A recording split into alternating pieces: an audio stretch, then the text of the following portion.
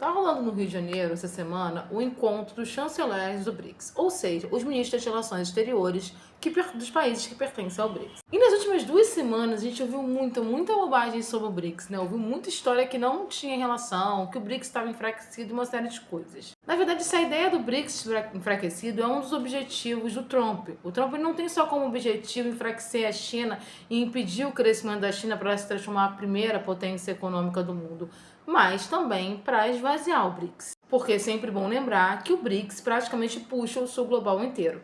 E aí começou muito papinho de que a Rússia iria sair do BRICS, que a Índia ia sair do BRICS, que a China e a Rússia não estariam bem, muita historinha, e essa reunião de ministros das relações exteriores acabou com todas elas. O que mais importante do encontro dos ministros foram os encontros bilaterais, ou seja, entre dois países que aconteceram durante essa reunião. Primeiro eu vou chamar a atenção para a reunião bilateral que teve entre Sergei Lavrov e também Wang Yi, que são respectivamente o ministro das relações exteriores da Rússia e o ministro das relações exteriores da China.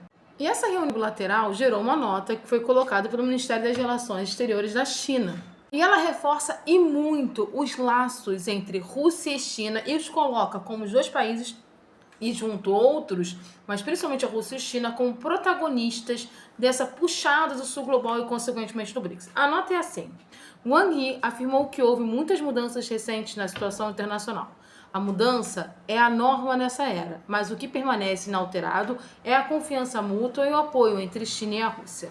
A liderança estratégica do presidente Xi Jinping e do presidente Vladimir Putin sempre foi garantia fundamental para a manutenção de um funcionamento de alto nível nas relações China e Rússia. Ambas as partes devem trabalhar juntas para traduzir continuamente os importantes entendimentos comuns alcançados entre os dois chefes de estados e as conquistas de cooperação em diversas áreas. Aqui continua a nota. Wang Yi afirmou que a atual rivalidade entre unilateralismo e multilateralismo está se intensificando e a disputa entre manter a hegemonia e opor-se à hegemonia está se desenrolando em todo o mundo. Aqui tem uma fala muito específica. Quando ele fala unilateralismo e multilateralismo, ele está falando da política tarifária do Trump, que acredita na ideia do mundo unipolar, e esse mundo unipolar com hegemonia absoluta e sozinha dos Estados Unidos. Do outro lado, o multilateralismo, que é a perspectiva multipolar, onde você tem múltiplas potências, múltiplos acordos, e nessa perspectiva é a que a China e que a Rússia levam à frente. Inclusive, a Rússia é uma das grandes defensoras do mundo multipolar e o BRICS entende que é importante cada vez mais os países também fazerem acordos e, consequentemente, também dividirem discussões importantes no mundo. A unidade e a cooperação dos países do BRICS demonstram um valor estratégico cada vez mais significativo. Como membros fundadores do BRICS, achei muito interessante que a China e a Rússia botaram bem claro que assim, nós fundamos, nós estamos aqui, ninguém vai sair daqui.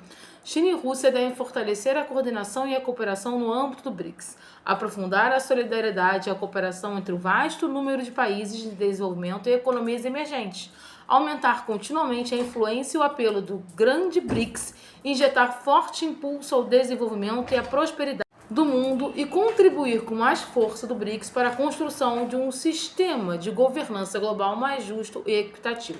A nova governança global é um dos pontos principais do BRICS no momento, principalmente é o ponto focal da China. A China tem como uma das principais pautas essa nova governança. Por quê? Porque ela se propõe a ser a primeira economia do mundo, mas ela precisa também ter espaço político para isso. E só com uma reforma dessas questões, principalmente nas instituições multilaterais do mundo, como a ONU, entre outras, é que ela pode ter o protagonismo que ela quer e que é necessário ela ter. E aí, essa parte da nota aqui desfaz boa parte de algumas fake news ali, que dizem que a Rússia vai abandonar, que a Rússia vai ficar mais para lá dos Estados Unidos, porque Trump e Rússia estão fortalecendo e a Rússia vai se afastar da China. A parte é o seguinte: é essencial mantenham interações estreitas. A Rússia está disposta a trabalhar com a China na preparação para a próxima fase de importantes intercâmbios entre os dois chefes de Estados, apoiar-se mutuamente na realização de eventos comemorativos. Aqui a gente está falando dos eventos comemorativos do fim da Segunda Guerra Mundial e observa que, como eu sempre comento, né, que para a Rússia é a Guerra Patriota, a vitória, né, da União Soviética contra Mas no caso da China, a visão é outra, assim, contra a agressão japonesa, porque o Japão fazia uma ocupação na China. Continua, Rússia e China uniram-se para defender os propósitos e princípios da Carta das Nações Unidas. Isso é um ponto interessante porque o Trump, por exemplo, ele é a favor do fim da ONU e a Rússia e a China são a favor da continuação da ONU, mas com uma nova governança. Defender a justiça e a igualdade e resistir ao unilateralismo, Trump. E a intimidação contribuindo positivamente para a manutenção do multilateralismo. Ambas as partes devem apoiar conjuntamente o Brasil no cumprimento de suas responsabilidades como presidente do mecanismo BRICS. Quem ainda não entendeu, o BRICS, esse ano a presidência é do Brasil, por isso que a cúpula está sendo aqui. E o Brasil também tem como uma das principais pautas a questão da nova governança global, inclusive pleiteia assento fixo no Conselho de Segurança da ONU. Então, esse encontro desfez muito de disse-me-disse, dizendo que a China e a Rússia estariam mais distantes. Também teve reencontro bilateral entre o Sergei Lavrov, que é o ministro das Relações Exteriores da Rússia, e o Mauro Vieira, que é o ministro das nossas Relações Exteriores aqui no Brasil. É o nosso ministro das Relações Exteriores aqui no Brasil. E a pauta da reunião entre Brasil e Rússia foi muito parecida com a pauta da reunião entre China e Rússia. Ou seja, fortalecer esse núcleo forte do BRICS.